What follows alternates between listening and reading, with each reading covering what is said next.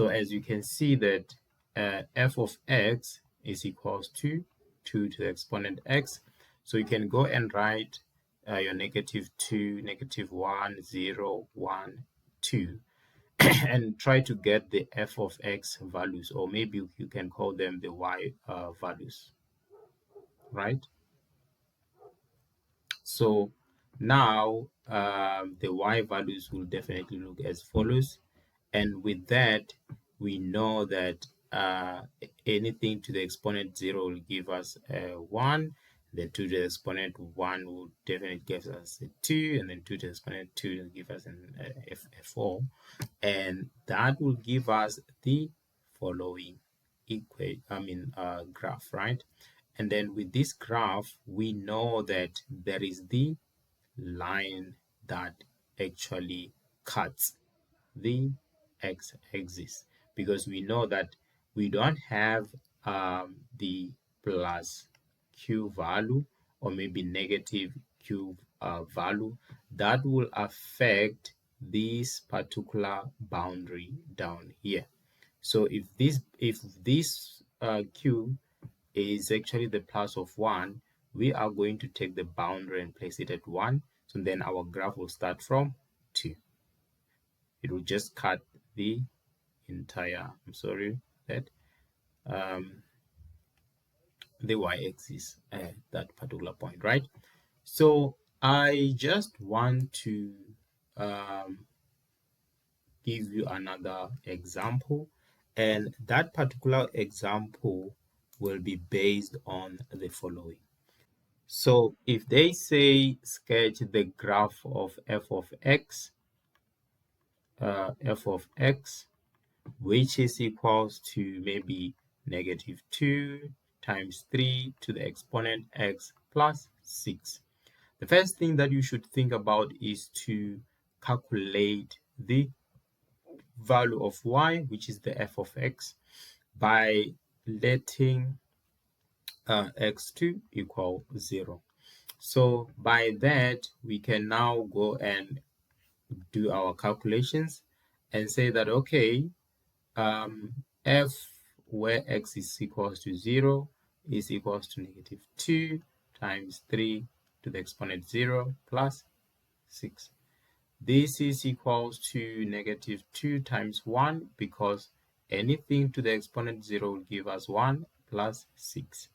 So this is equals to -2 plus 6. So this will give us a 4. So now we know that when we let x to equal 0, maybe we can say the coordinates of a will give us 0 and 4. So now we have the 2, right? So another thing is that why don't we try to find the intercept of x by letting our y to equal 0, okay? So by doing that, now I don't know where to write this, but let's go down here, right? Now we can go and say, okay, 0, which is, this is actually f of x, remember, right? So 0 is equals to -2 times 3x, to the exponent x plus 6, right? So with this, we know that we can actually take 6 to the other side. That will be 6 equals to -2 times 3 to the exponent x. We are looking for the x value, meaning that anything that times this particular base can be erased. And in order for us to erase this guy, and 6 will be negative because it's kept the others, the equal sign. So anything that will be the, multiplying this base can be erased. So why not divide both sides by -2? Then that will cancel this one, and then this side we are going to get a positive 3, because now you know that negative divided by negative will give us positive, and then that will be as it is. So now we have 3, which is equal to 3, and these are the bases that are equal to each other.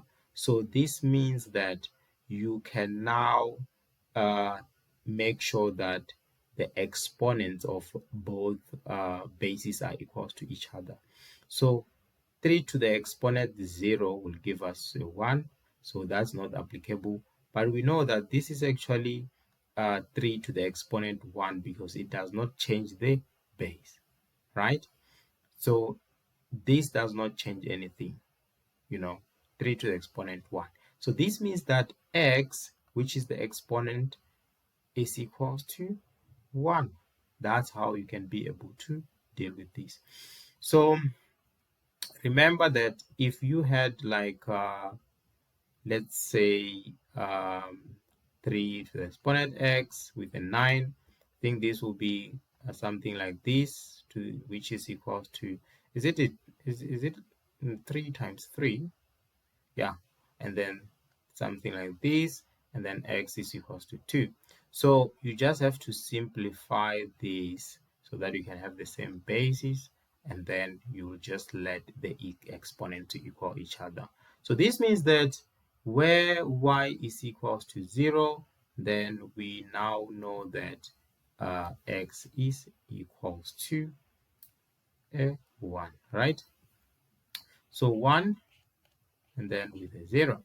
So now you can actually go to the equation, the given exponent, and try to figure the equation or maybe the graph out by just plotting it, right?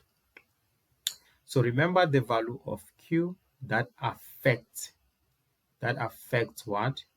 That affects the vertical boundary, meaning that if this is our 5 and this is our 6, it means that our boundary will definitely be somewhere here, you see, from 6. So now we also have to think about another thing.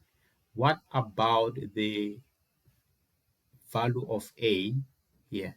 So the value of a shows that the graph is decrementing, which means that it's going down. Let's go and check the coordinates. So the first one will be 0 at 0. Where is 0? 0 at 4, somewhere here.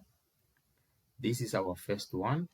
And then the second one will be 1 and 0.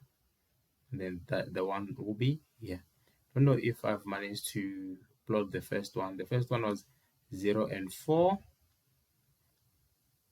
Sorry for that. So 0 and 4 and this one here. So okay, this means that our equation or our sketch is decrementing, it's going down. So this means that our sketch will go from this boundary going down like this, right?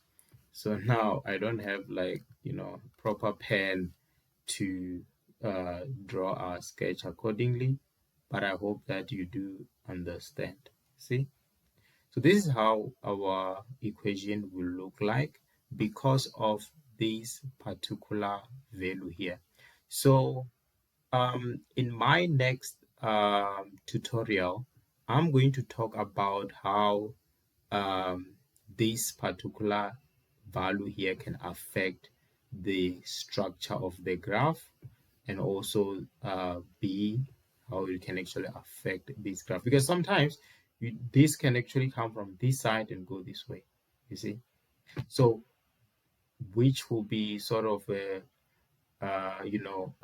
opposite of what we have at the moment.